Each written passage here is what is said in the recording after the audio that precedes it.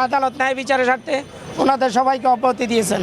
2/3/2013 সালে যখন বিএনপির কেন্দ্রীয় কার্যালয় থেকে একটা শান্তিপূর্ণ র্যালি আমাদের নিয়ে বের হচ্ছিলেন, ওনার সাথে সেদিন ছিলেন আমাদের ডাকসুর সাবেক পিপি জনাব আমানুল্লাহ আমান সাহেব এবং শহীদউদ্দিন চটিয়ানি, মির্জা ফখরুল ইসলাম আলমগীর সহ 26 জনকে আসামি করে সেদিন একটা মামলা করা হয় যে আমরা নাকি গাড়ি ভাঙচুর করেছি, আমরা গুলি করেছি।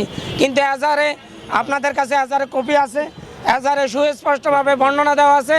সেদিন পুলিশ আমাদের সাধারণ এই শান্তিপূর্ণ মিছিলের উপর টিয়ার সেল মেরেছে, রাবার বুলেট মেরেছে। আর সেই রাবার বুলেটের অংশবিশেষ সেদিন তারা অত্যন্ত পরিকল্পিতভাবে মির্জা আব্বাসকে দমাই রাখার জন্য আমানুল্লাহ আমান সহ বিএনপির কেন্দ্রীয় নেতৃবৃন্দ শহীদউদ্দিন চটিয়ানি সহ এদের সবাইকে দমিয়ে রাখার জন্যই একটা মামলা করা হয়।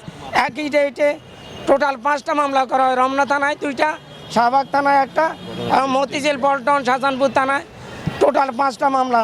সেই মামলাগুলোতে ইতিমধ্যে আমরা অন্য কোর্টে শুনানি করেছি। আদালত আমরা আজকে ছাড় শুনানির জন্য ছিল, আমরা আদালতকে বলেছি আমরা 13 বছর হাজিরা দিয়েছি এবং এমনও দিন গেছে যে আজকে ডেট আবার সোমবারে ডেট, আজকে বৃহস্পতিবার আবার সোমবারে আরেকটা ডেট। এইভাবে ওনাদেরকে প্রতিদিন মিনিমাম মির্জা আব্বাস সাহেবকে 15-20টা মামলা, আমানুল্লাহ আমান সাহেব থেকে শুরু করে আমাদের প্রতিটা নেতাকর্মীকে এইভাবে গত 17 বছর কষ্ট করতে হয়েছে। আজকে আমরা 241-এর এই ধারা মোতাবেক আদালতে দরখাস্ত দিয়েছি।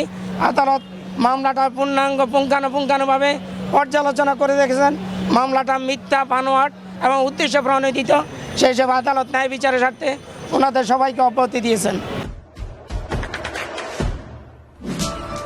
দেশে দেশে সবার সাথে দ্য নিউজ।